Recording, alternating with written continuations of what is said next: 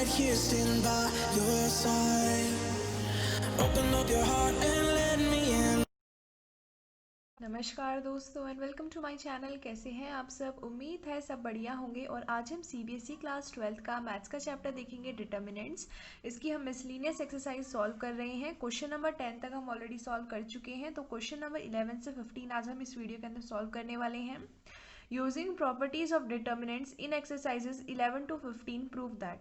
आपको क्या करना है, ये जो क्वेश्चन नंबर 11 से 15 है मिसलिनियस एक्सरसाइज के डिटर्मिनेंट के, आपको क्या करना है, प्रॉपर्टीज का इस्तेमाल करना है और उसके बाद प्रूफ करना है जो लेफ्ट हैंड साइड और जो राइट हैंड साइड है वो क्या है, इक्वल है।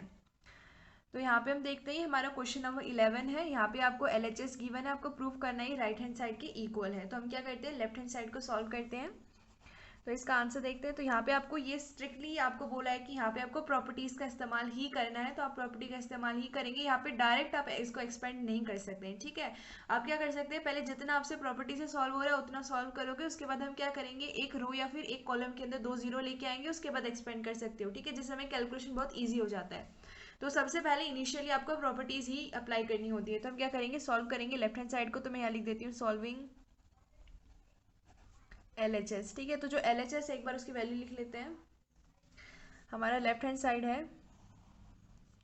Alpha beta gamma, alpha square beta square gamma square, beta plus gamma, gamma plus alpha, alpha plus beta. ये आपका क्या है, लेफ्ट हैंड साइड है। इसको हम सॉल्व करेंगे और प्रूफ करेंगे कि भाई ये जो हमारा लेफ्ट हैंड साइड है ये हमारे RHS यानी कि राइट हैंड साइड के इक्वल है। अगर आप यहाँ पे अप्लाई करते हो, अगर आप कॉलम नंबर 1 के अंदर कॉलम नंबर 3 को ऐड करते हो, तो आप अल्फ़ा प्लस बीटा प्लस में जो गामा है इसको कॉलम नंबर 1 से फिर कॉमन ले सकोगे। तो हम क्या करेंगे, यहाँ पे लिखती हूँ मैं, इसको ऊपर कर लेते हैं एक बार। अप्लाइंग, कॉलम नंबर 1 पे प्रॉपर्टी अप्लाई कर रहे हैं, कॉलम नंबर 1 प्लस में कॉलम नंबर 3 को ऐड कर रहे हैं, ठीक है। तो देखो ये क्या हो जाएगा, ये हो जाएगा alpha plus beta plus gamma.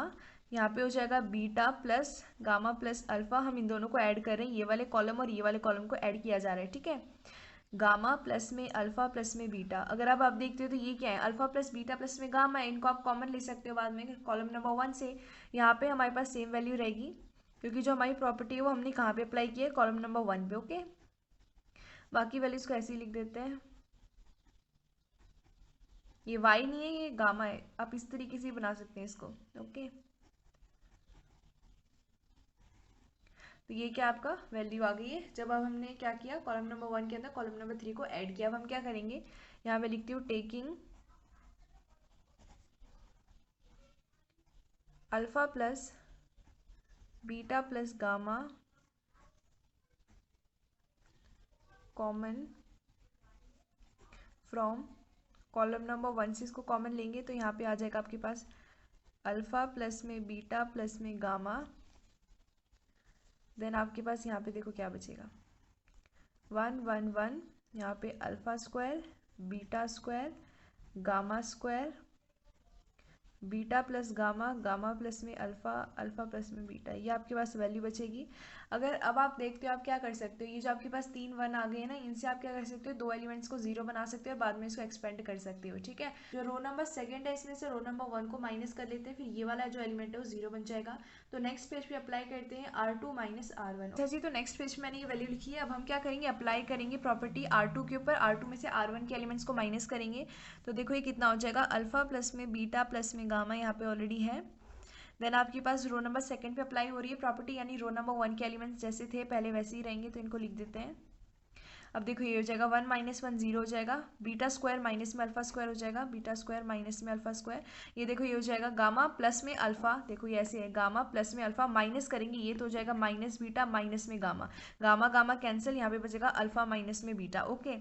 अब यहाँ पे 1 गामा स्क्वायर अल्फा प्लस में बीटा, क्योंकि यहाँ पे रो नंबर 3 पे प्रॉपर्टी अप्लाई नहीं हुई थी। अब हम क्या करेंगे, यहाँ से जो रो नंबर 2 है यहाँ से आप बीटा माइनस में अल्फा जो है इसको कॉमन ले सकते हो। कैसे ले सकते हो मैं आपको बताती हूँ। अल्फा प्लस में बीटा प्लस में gamma, 1 alpha square beta plus में गामा, यहाँ पे 0 है, इसको आप कैसे लिख सकते हो, ये है ए स्क्वायर माइनस में बी स्क्वायर, तो इसको लिखा जा सकता है बीटा माइनस में अल्फा इंटू में बीटा प्लस में अल्फा। अब ये जो वैल्यू है इसको लिख सकते हो, माइनस बाहर कॉमन ले लोगे तो यहाँ पे आएगा बीटा माइनस में अल्फा, ठीक है। 1 गामा स्क्वायर अल्फा प्लस में बीटा। अब ये वैल्यू बची, अब हम क्या करेंगे, जो रो नंबर हमारी सेकंड है यहाँ से हम बीटा माइनस में जो अल्फा उसको कॉमन ले लेते हैं, ठीक है, रो नंबर सेकंड से। तो नेक्स्ट पेज में मैं कॉमन लेके लिख देती हूँ वैल्यू। अच्छा जी, तो नेक्स्ट पेज में मैंने ये वैल्यू लिख दी। अब हमने क्या किया, बी माइनस में जो अल्फा था उसको हमने कॉमन ले लिया रो नंबर सेकंड से। अब हमारे पास ये वैल्यू बच गई है।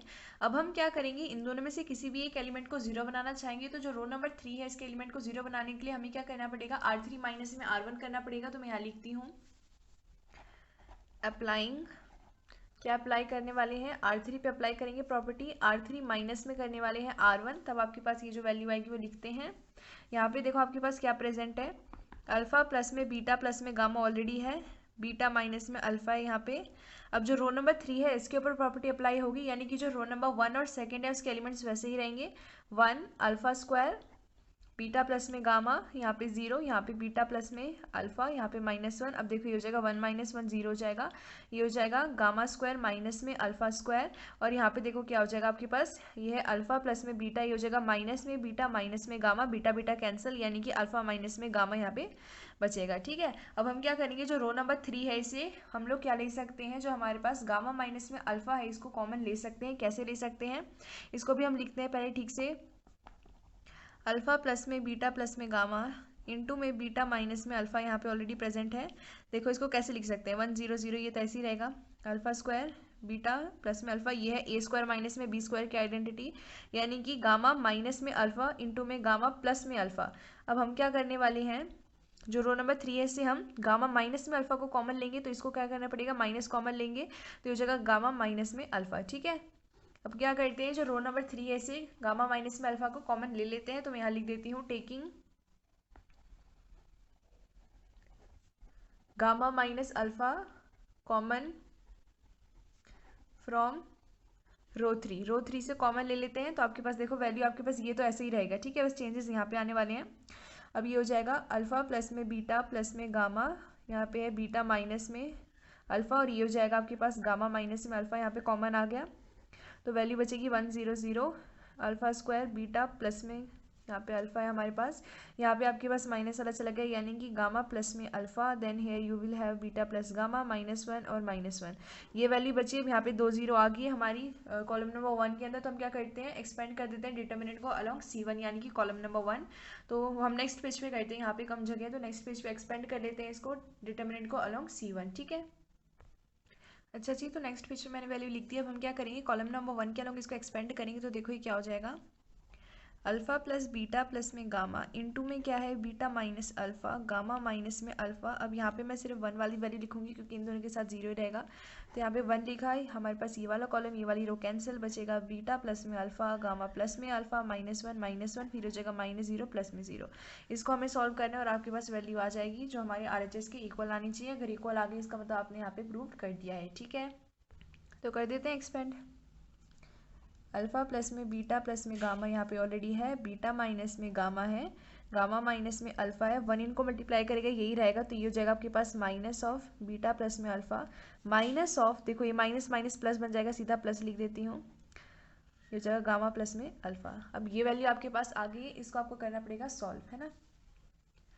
करते हैं इसको, अल्फा प्लस में बीटा प्लस में गामा, बीटा माइनस में अल्फा गामा माइनस में अल्फा, इनको कर देते हैं, ये आपस में हो जाएंगे minus beta minus alpha plus में ये हो जाएगा गामा और ये हो जाएगा प्लस में अल्फा। अब यहाँ से अल्फा और अल्फा जी हमारे हो गए कैंसिल। अब देखो वैल्यू क्या बची है, अल्फा प्लस में बीटा प्लस में गामा बीटा माइनस अल्फा, ये हो जाएगा गामा माइनस में अल्फा, और यहाँ पे आपके पास क्या बचेगा, ये हो जाएगा गामा माइनस में, इसको बीटा लिख सकते हैं, है ना। तो ये वैल्यू आपके पास बची है, इसको हमें क्या करना पड़ेगा, अरेंज करना पड़ेगा जिस हिसाब से हमारा RHS है। तो कर लेते हैं इसको अरेंज। अल्फा प्लस में बीटा प्लस में गामा, यहाँ पे है बीटा माइनस में अल्फा, और एक बार इसको मैं ठीक से लिख रही हूँ, ठीक है, ये हो जाएगा गामा माइनस में हमारे पास बीटा, लेकिन इसको हम लिख सकते हैं चेंज करके। ठीक है, तो हम क्या करेंगे, इसको चेंज करेंगे, बाद में करेंगे चेंज। एक बार इसको मैं ऐसे ही लिख देती हूँ। ठीक है, अब हमें क्या करना है, हमें जो वैल्यूज़ हैं इस तरीके से अरेंज नहीं करनी है, हम इसको अलग तरीके से अरेंज करना चाहते हैं। तो उसके लिए हमें क्या करना पड़ेगा, जो माइनस है उसको कॉमन लेना पड़ेगा, तभी जाके वो अरेंज होगी ना अलग तरीके से। ठीक है, तो इनको हम अरेंज करने के लिए क्या करते हैं, यहाँ पे माइनस को कॉमन लेते हैं और उसके बाद इसको अरेंज करके लिखते हैं। तो यहाँ पे मैंने वैल्यूज़ लिख दी है। देखो मैंने कैसे वैल्यू लिखी, ये तो हमारा ऐसे ही रहेगा। यहाँ पे हमें अल्फा माइनस में बीटा चाहिए था तो माइनस बाहर आ जाएगा। यहाँ पे भी हमें इनकी वैल्यूज़ चेंज चाहिए तो हमने क्या किया, इनको मल्टीप्लाई में रखा और यहाँ पे हमने माइनस को बाहर लिया क्योंकि हमें पॉजिटिव साइन चाहिए था। अब माइनस माइनस पॉजिटिव बन गया तो यहाँ पे कोई फर्क पड़ेगा नहीं, ये वैल्यूज़ ऐसे ही लिख दी हमने। अब ये जो आपके पास वैल्यू आई है ये आपकी राइट हैंड साइड के इक्वल आई है, जो आपको प्रूफ करना था। तो यहाँ पे आपने यूजिंग प्रॉपर्टी डिटरमिनेंट्स को इक्वल प्रूफ कर दिया है, ठीक है। तो ये आपका आंसर आ गया क्वेश्चन नंबर 11 का। नेक्स्ट पेज पे हम अपना क्वेश्चन नंबर जो 12 है उसको सॉल्व करते हैं। अच्छा जी, तो नेक्स्ट पेज पे ये हमारा क्वेश्चन नंबर 12 मैंने लिख दिया है। अब की बारी आपकी LHS साइड है, आपको प्रूव करना है राइट हैंड साइड यानी कि 1 प्लस में ये PXYZ है इंटू में x माइनस वाई इंटू में y माइनस जेड इंटू में z माइनस में x की, ये जो हमारा लेफ्ट हैंड साइड है ये इक्वल है, ये आपको प्रूव करना है। तो यहाँ पे हम लेफ्ट हैंड साइड को सॉल्व करेंगे और इसे RHS के इक्वल प्रूव करेंगे। तो इसका आंसर देखते हैं। यहाँ पे मैं लिख देती हूँ सॉल्विंग LHS यानी कि लेफ्ट हैंड साइड। तो जो हमारी लेफ्ट हैंड साइड है एक बार उसकी वैल्यू लिख लेते हैं, XYZ x square y square z square 1 plus p x का क्यूब 1 प्लस में पी वाई का क्यूब और प्लस में या सॉरी यहाँ पे 1 प्लस में पी जेड का क्यूब। ठीक है, ये आपकी लेफ्ट हैंड साइड की वैल्यू होगी। अब आपने क्या करना है, यहाँ पे इस्तेमाल करना है प्रॉपर्टीज़ का। आप यहाँ पे सिर्फ और सिर्फ प्रॉपर्टीज़ का इस्तेमाल करके यहाँ पे प्रूव कर सकते हैं क्योंकि क्वेश्चन के अंदर ये स्ट्रिक्टली मेंशन है कि आपको प्रॉपर्टी के इस्तेमाल से ही लेफ्ट हैंड साइड और RHS को इक्वल दिखाना है, ठीक है। तो हमने एक प्रॉपर्टी ये पढ़ी थी, अगर हमें कोई भी मतलब ऐसी रो या फिर ऐसा कॉलम गिवन होता है या फिर कोई भी एक ऐसा डिटर्मिनेंट होता है जिसके अंदर हम क्या करते हैं, सम करके लिखते हैं। जैसे कि यहाँ पे आपको एलिमेंट्स का सम दिखाई दे रहा है, 1 एक एलिमेंट है, PX का क्यूब एक एलिमेंट है। तो इसका मतलब ये होता है कि जो डिटर्मिनेंट होता है हम इसको सम ऑफ 2 और मोर डिटर्मिनेंट्स लिख सकते हैं। हम इसका मतलब ये है कि जैसे कि यहाँ पे कॉलम नंबर जो 3 है हम क्या कर सकते हैं, इसको सम ऑफ 2 एलिमेंट्स करके लिख सकते हैं, यानी कि हम इनको टुकड़ों में बांट सकते हैं। अगर आपको एक प्रॉपर्टीज के अंदर कोई भी डाउट है तो आप मुझे कमेंट करके बता सकते हैं, मैं आपकी पूरी कोशिश करूंगी आपका जो डाउट है वो क्लियर हो सके। और अगर आपको शुरू से देखनी है कौन कौन सी प्रॉपर्टी होती है और उनके एग्जाम्पल से समझना है तो आप इंट्रोडक्शन का पार्ट देख सकते हैं, वहाँ पे मैंने समझाया हुआ है, ठीक है। तो इसको आगे सॉल्व करते हैं। अब हम क्या करेंगे, ये जो हमारे पास थर्ड कॉलम है इसको लिखेंगे सम ऑफ 2 एलिमेंट्स। तो यहाँ पे मैं लिख देती हूँ expressing elements of column number 3 as sum of 2 elements. ठीक है, तो यहाँ पे मैंने लिख दिया। हम क्या करेंगे, कॉलम नंबर 3 जो हमारे पास है इसको क्या करेंगे, सम ऑफ 2 एलिमेंट्स करके लिखेंगे। तो एक तरीके से ये जो आपके पास एक डिटर्मिनेंट था हम क्या कर सकते हैं, इसको 2 डिटर्मिनेंट के टुकड़ों में बांट सकते हैं। अगर यहाँ पे प्लस में कुछ और होता तो हम उसको 3 में बांट सकते थे। जैसे कि एक हम देखो कैसे लिख सकते हैं इसको, एक्स प्लस में वाई जेड, सॉरी प्लस में नहीं है ना, एक्स वाई जेड है, x square y square z square 1 1 1।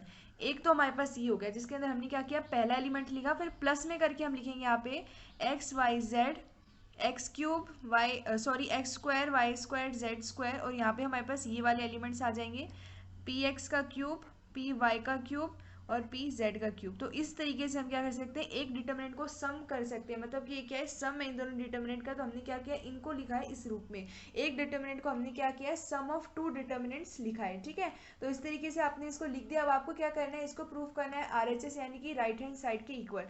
अगर आप ध्यान से देखते हो तो ये जो आपको कॉलम नंबर 3 दिखाई दे रहा है, यहाँ से आप क्या कर सकते हो, जो P है उसको कॉमन ले सकते हो। तो मैं यहाँ लिख देती हूँ, ये वाला सिर्फ इसके लिए अप्लाई हो रहा है, ठीक है। तो इसके नीचे लिखते हैं हम ये, taking P common from FROM होती है, स्पेलिंग पता है मुझे, थोड़ी जगह कम थी मैं तो इसलिए ऐसी लिख दी। अच्छा ठीक है, तो ये फिर taking P common from C3 यानी कि कॉलम नंबर 3 से P को कॉमन ले लेते हैं। तो आपके पास ये देखो वैल्यू क्या हो जाएगी, यहाँ पे x y z x square y square z square 1 1 1, फिर यहाँ पे प्लस में P हमने कॉमन ले लिया। तो यहाँ पे बचेगा x y z x square y square z square, यहाँ से P चला गया यानी एक्स क्यूब वाई क्यूब और जेड क्यूब। अगर अब आप देखते हो तो यहाँ पे जो रो नंबर 1 है यहाँ से आप x को कॉमन ले सकते हो, रो सेकंड से y को, और जो रो नंबर 3 है यहाँ से z को कॉमन लिया जा सकता है। तो इसके ऊपर अप्लाई हो रहा है, ये डिटर्मिनेंट के ऊपर हम क्या करने वाले हैं, मैं यहाँ से वैल्यू लिख रही हूँ, ये अप्लाई सिर्फ इसी के लिए हो रहा है, ठीक है। Taking x common from row number 1 से x को कॉमन लिया जाएगा, y कॉमन फ्रॉम R2 से y को कॉमन लेंगे और z को कॉमन लेंगे हम फ्रॉम R3 3, ठीक है। तो ये जो प्रॉपर्टी वाले होते हैं ना क्वेश्चन यार बहुत ही ज़्यादा इजी होते हैं, बस आपको प्रॉपर्टी पता होनी चाहिए कि ये वाली प्रॉपर्टी होती है और इस हिसाब से आप प्रॉपर्टी लगा के इसको सॉल्व कर सकते हो। तो देखो ये भी फिलहाल क्या वैल्यू हो जाएगी, ये वाले तो ऐसे ही रहेंगे, इसके ऊपर हमने ना तो कुछ अप्लाई किया है अभी तक और ना ही हमने यहाँ से कोई कॉमन ली है, ठीक है। कोई भी वैल्यू यहाँ से हमने कॉमन नहीं ली अभी तक, तो इसको लिख देते हैं ऐसे ही। अब हमें यहाँ पे क्या करना है, यहाँ पे p ऑलरेडी प्रेजेंट था, है ना, यहाँ पे p प्रेजेंट था। अब हमने क्या किया, जो x था उसको कॉमन लिया r1 से, y को r2 से, z को r3 से। तो यहाँ पे वैल्यू बचेगी 1, यहाँ हो जाएगा x और यहाँ पे x स्क्वायर, यहाँ पे 1, यहाँ y और यहाँ y स्क्वायर, यहाँ 1, यहाँ z और z स्क्वायर।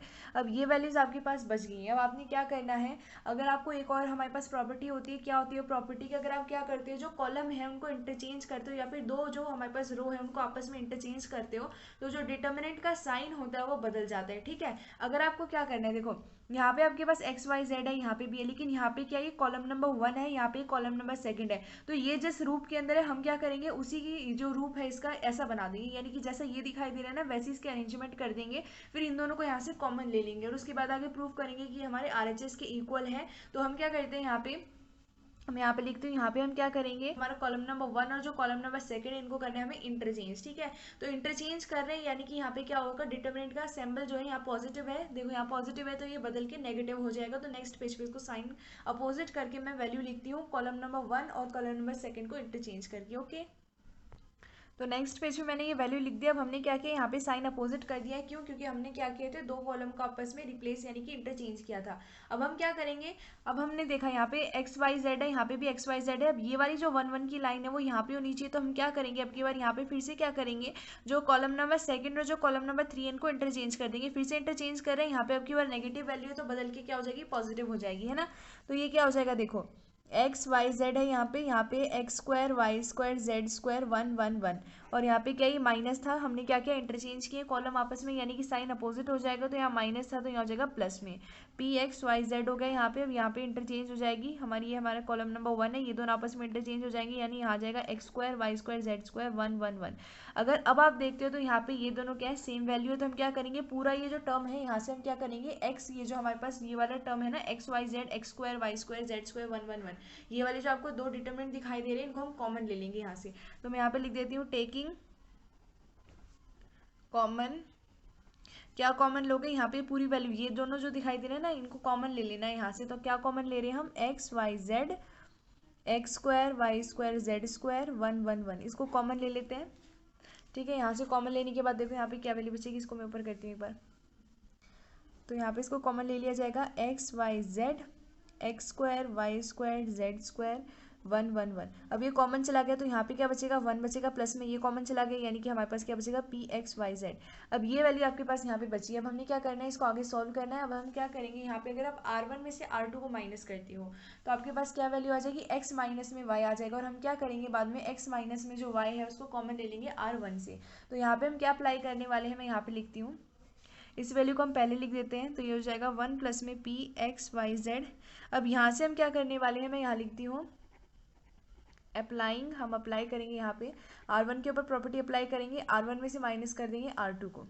तो देखो ये क्या हो जाएगा, यहाँ पे R1 पे अप्लाई हो रहा है तो ये हो जाएगा x माइनस में एक्स स्क्वायर, एक मिनट, हमने क्या किया R1 माइनस R2 करे, मैंने गलती से कॉलम माइनस कर दिया। तो ये हो जाएगा x माइनस में y, यहाँ पे आपके पास आ जाएगा एक्स स्क्वायर माइनस में वाई स्क्वायर 1 माइनस 1, यहाँ पे जीरो हो गया। हम क्या कर रहे हैं, दो एलिमेंट्स को जीरो बनाएंगे, बाद में इसको एक्सपेंड कर देंगे, ओके। आप चाहो तो इसको एक्सपेंड कर सकते हो, वरना आप इसको पूरे जो हमारे पास वैल्यू इसको प्रॉपर्टी के इस्तेमाल से भी ला सकते हो, ठीक है। अब जो R1 है उसके ऊपर प्रॉपर्टी अप्लाई हुई थी, R2 वैसी ही रहेगी, तो यहाँ पे वैल्यू लिख देते हैं, ठीक है। अब ये वैल्यू आपने लिख दिया। अगर आप ध्यान से देखते हैं, अब जो R1 है यहाँ से आप क्या कर सकते हो, x माइनस में जो y है इसको कॉमन ले सकते हो। यहाँ से हम क्या करने वाले हैं, मैं यहाँ पे लिख देती हूँ टेकिंग कॉमन x माइनस में y फ्रॉम रो नंबर 1 से कॉमन ले रहे हैं। तो देखो आपके पास क्या वैल्यू बचेगी, यहाँ पे तो ऑलरेडी है ही 1 प्लस में पी एक्स वाई जेड, यहाँ पे है, हमने क्या चीज़ कॉमन ली, x माइनस में y को हमने कॉमन लिया है R1 से। तो यहाँ पे बचेगा 1, यहाँ पे बचेगा x प्लस में आपके पास y बच जाएगा यहाँ 0, y y square 1 z z square और 1, ये वैल्यू आपके पास बचेगी। अगर आपको क्या करना है, इन दोनों में से किसी भी एक एलिमेंट को और जीरो बनाना है तो हम क्या करते हैं, अब की बार सेकंड रो में से थर्ड जो हमारे पास रो है उसको माइनस कर देते हैं, उसके बाद y माइनस में z को कॉमन ले लेंगे R सेकंड से। तो नेक्स्ट पेज में वैल्यू लिखते हैं और उसके बाद इसको आगे सॉल्व करते हैं, R2 माइनस में R3 अप्लाई करते हैं प्रॉपर्टी हमारी। तो नेक्स्ट पेज में मैंने वैल्यू लिख दिया। अब हमने क्या करना है, अप्लाई करनी है प्रॉपर्टी R2 पे। R2 में से हम माइनस करेंगे R3 ताकि एलिमेंट 0 हो जाए और हम y माइनस में जो z है उसको कॉमन ले सकें R सेकेंड से। तो उसको अप्लाई करते हैं। यहाँ पे 1 प्लस में p x y z, x minus में y। यहाँ पे जो R1 है वो वैसी ही रहेगी क्योंकि जो प्रॉपर्टी है वो R2 के ऊपर अप्लाई हो रही है, तो R1 और जो R3 है वो वैसी ही रहेंगी। यहाँ पे 1 है, यहाँ पे x प्लस में y, यहाँ पे 0। अब y माइनस में z हो जाएगा, यहाँ पे हो जाएगा y स्क्वायर माइनस में z स्क्वायर, 1 माइनस में 1 0 आ जाएगा। अब हमारी r जो 3 थी वो तो वैसी ही रहेगी। अब हम क्या करेंगे, y माइनस में जो z है उसको कॉमन ले लेंगे r सेकेंड से, ठीक है। तो मैं यहाँ पे लिख देती हूँ taking common y minus z from R2। Row number second से कॉमन ले लेते हैं, तो यहाँ पे ये वैल्यूज प्रेजेंट है तो ये तो ऐसी ही रहेंगी। 1 प्लस में p x y z और यहाँ पे x माइनस में y। R2 से हमने कॉमन लिया है y माइनस में z को, तो यहाँ पे देखो क्या वैल्यू बचेगी, 1 x प्लस में y 0, यहाँ पे 1 आ जाएगा। ये आपके पास आइडेंटिटी हो गई y स्क्वायर माइनस में z स्क्वायर, यानी कि y माइनस में z और इंटू में y प्लस में z। तो यहाँ पे y प्लस में z बच जाएगा, यहाँ 0, या z स्क्वायर और 1, ये आपके पास वैल्यू बची है। अब आप देख सकते हो जो आपका कॉलम नंबर 3 है, यहाँ पे अगर आप ध्यान से देखते हो तो यहाँ पे 2 0 आ गए। तो आप क्या कर सकते हो, डायरेक्टली यहाँ पे एक्सपेंड कर सकते हो आप चाहो तो, वरना आप क्या करो, R1 में से R सेकंड को माइनस कर दो। ऐसा करने से आपको बहुत ही ज़्यादा फायदा होगा और मैं आपको बताती हूँ यहाँ पे क्या होगा, ठीक है। यहाँ पे आ जाएगा 0 क्योंकि 1 माइनस 1 करोगे तो 0 आ जाएगा, ठीक है। तो हम एक और बार अप्लाई कर सकते हैं, हमारी 0 आ रही है इस वजह से, ताकि जो हमारी कैलकुलेशन है वो सिंप्लीफाई हो सके। तो मैं यहाँ लिख देती हूँ अप्लाइंग प्रॉपर्टी अप्लाई कर रहे हैं R1 पे, R1 माइनस में करेंगे R2 ताकि यहाँ पे 0 आ जाए और हमारी कैलकुलेशन हो जाए सिंपल, ठीक है। तो आपके पास यहाँ पे है 1 प्लस में p x y z और यहाँ पे x माइनस में y, देन y माइनस में z। अब देखो ये क्या हो जाएगा, 1 माइनस 1 0 हो जाएगा, x प्लस में y माइनस में y और ये हो जाएगा माइनस में z। तो आपके पास जो y और y कैंसिल है, यहाँ पे आ जाएगा x माइनस में आपके पास बच जाएगी z की वैल्यू, 0 माइनस में 0 0, 1 y plus Z 0, Z square 1। अब ये वैल्यू आपके पास बची है। अब आपको क्या करना है, इसको और भी ज़्यादा सिंप्लीफाई आप चाहो तो कर सकते हो, वरना आप यहाँ पे डायरेक्टली एक्सपेंड कर सकते हो। तो हम क्या करेंगे, यहाँ पे एक्सपेंड करेंगे और हम कौन से रो या फिर कौन से कॉलम के अलोंग एक्सपेंड करेंगे। आप चाहो तो इसको जो हमारा कॉलम नंबर 3 है इसके अलोंग एक्सपेंड कर दो, वरना यहाँ पे भी 2 0 प्रेजेंट है, आप रो नंबर 1 के अलोंग भी इसको एक्सपेंड कर सकते हो। तो हम क्या करते हैं, ये वाले हमारे पास जो वैल्यू है, यानी कि जो हमारा कॉलम नंबर 3 है इसके अलोंग इसको एक्सपेंड कर लेते हैं। तो मैं यहाँ लिख देती हूँ एक्सपेंडिंग डिटर्मिनेंट अलोंग, हम करेंगे जी इसको कॉलम नंबर 3 के अलोंग इसको एक्सपेंड करते हैं, ठीक है। आप चाहो तो रो नंबर 1 के अलोंग भी इसको एक्सपेंड कर सकते हो, ये आपकी मर्जी है, ठीक है। तो देखो अगर हम कॉलम नंबर 3 के अलोंग इसको एक्सपेंड करेंगे तो वैल्यू क्या आती है, 1 प्लस में p x y z, x minus में वाई, y माइनस में z। अब यहाँ पे देखो क्या हो जाएगा, ये हो जाएगा 0 माइनस में 0 प्लस में 1, ये वाला हमारे पास रो और ये वाला कॉलम कैंसिल, तो यहाँ बचेगा 0, x माइनस में z 1, y प्लस में z।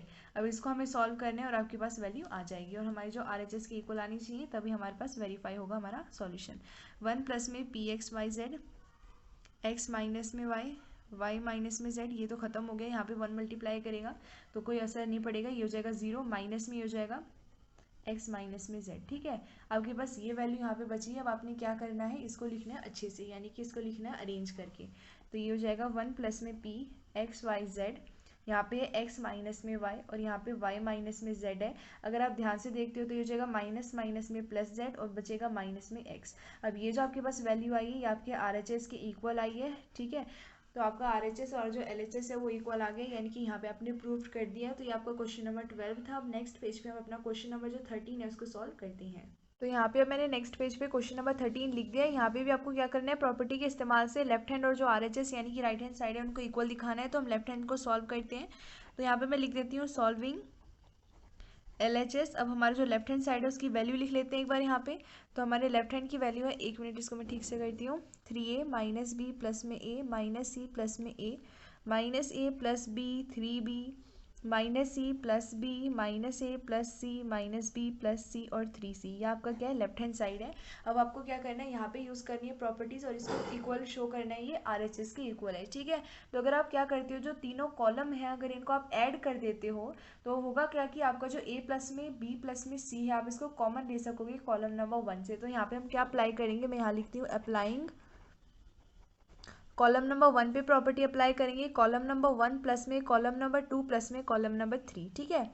ऐसा करने से देखो यहाँ पे क्या हो जाएगा, यहाँ पे हो जाएगा माइनस ए क्या हो जाएगा -2a, 3a माइनस में 2a यानी कि a, प्लस में b प्लस में c।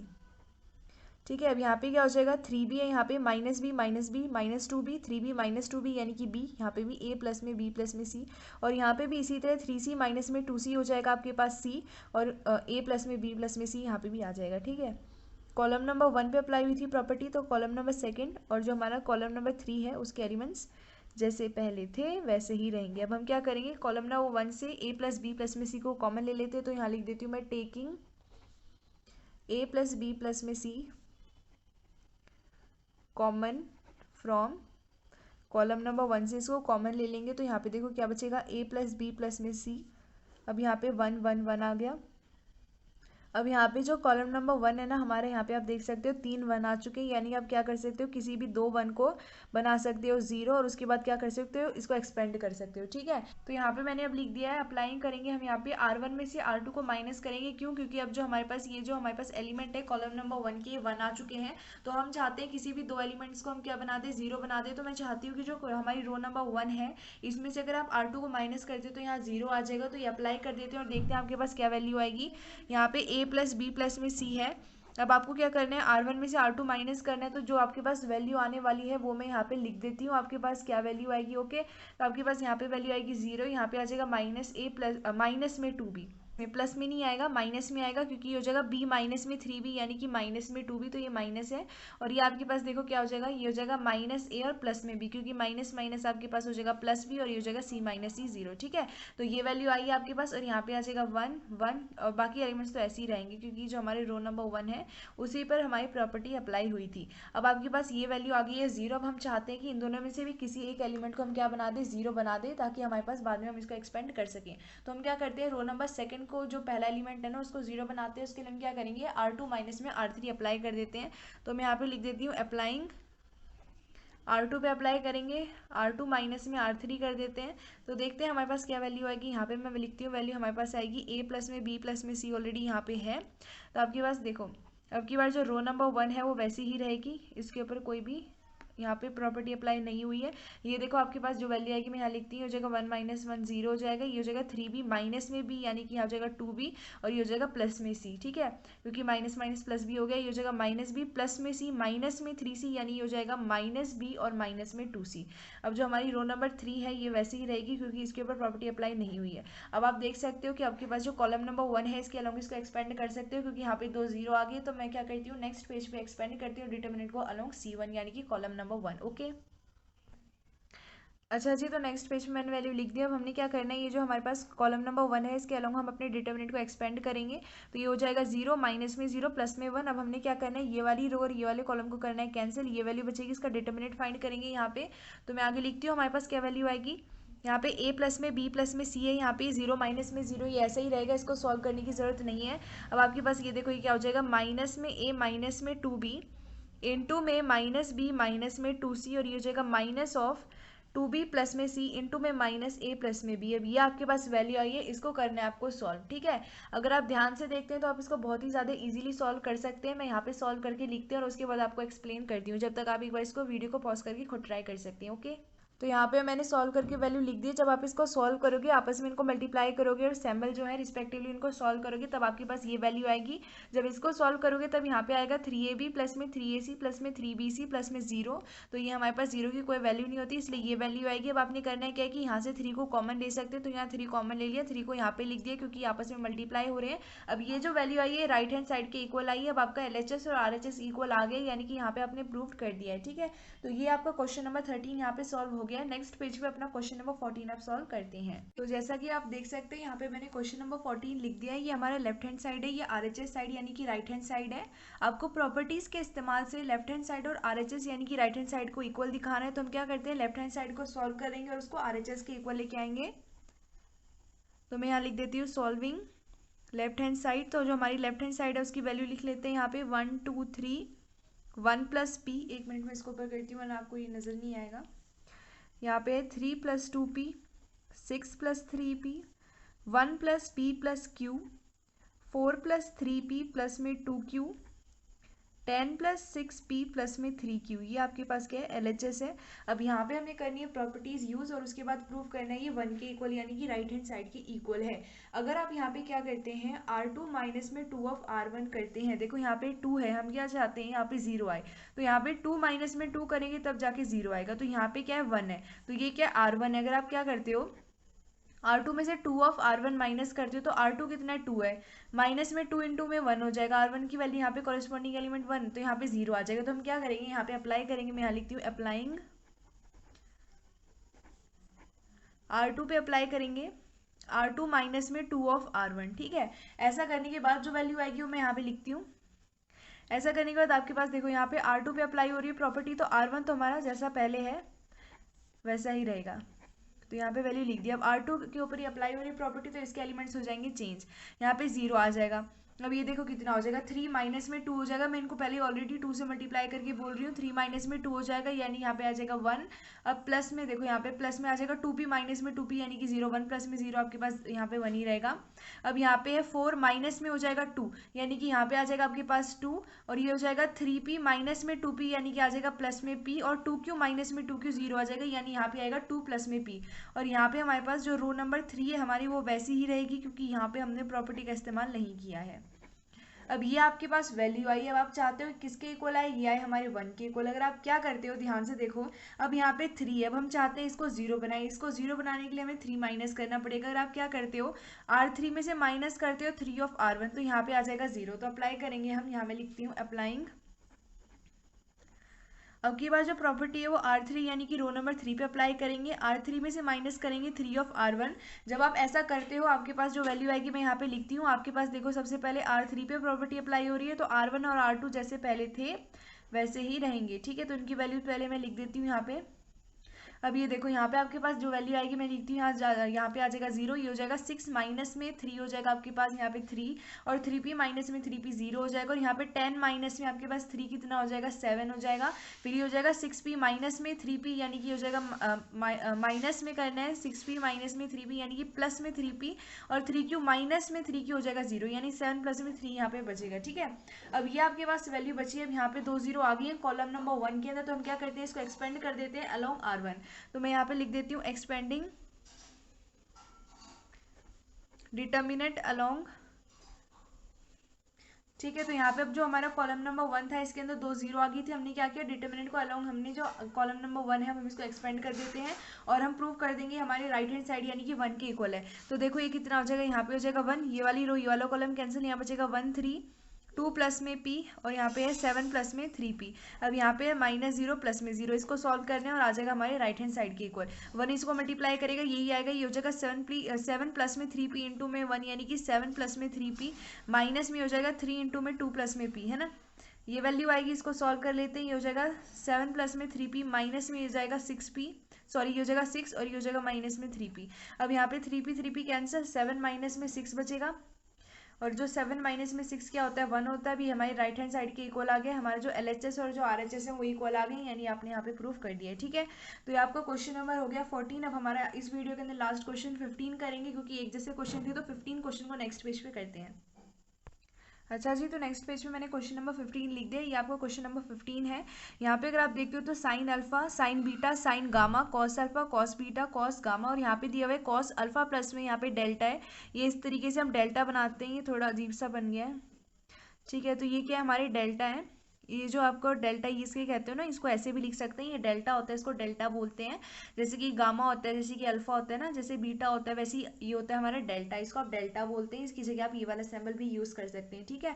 तो यहाँ पे क्या है, कॉस अल्फा प्लस में यहाँ पे है delta, cos beta plus delta, cos यहाँ पे है गामा प्लस में डेल्टा। अब आपको शो करना है कि जो आपका लेफ्ट हैंड साइड है ये क्या RHS यानी कि 0 के इक्वल है। तो यहाँ पे हम सॉल्व करने वाले हैं लेफ्ट हैंड साइड को, तो यहाँ पे मैं लिख देती हूँ, इसका आंसर देखते हैं। यहाँ पे मैं लिख देती हूँ सॉल्विंग लेफ्ट हैंड साइड। अब एक बार क्या करते हैं, लेफ्ट हैंड साइड की जो वैल्यू है यहाँ पे लिख लेते हैं। यहाँ पे है sign alpha, sine beta, sine gamma, cos alpha, cos beta, cos gamma, फिर यहाँ पे है कॉस अल्फा प्लस में डेल्टा, और फिर यहाँ पे है कॉस बीटा प्लस में डेल्टा, और यहाँ पे है कॉस गामा प्लस में डेल्टा। ठीक है, ये आपके पास LHS की वैल्यू अब हमें यहाँ पे यूज़ करनी है प्रॉपर्टी। अब आपको एक फॉर्मूला पता होगा, ये जो आपको दिखाई दे रही है किस फॉर्म में, ये है कॉस एक्स प्लस वाई की फॉर्म में, और इसका फॉर्मूला क्या होता है, इसको लिख सकते हो cos x cos y minus में साइन एक्स साइन वाई, ये फॉर्मूला होता है। तो इनको हम एक्सपेंड करके लिख सकते हैं, तो इनको एक्सपेंड करके लिख देते हैं और फिर उसके बाद देखते हैं हमारे पास क्या वैल्यू आएगी।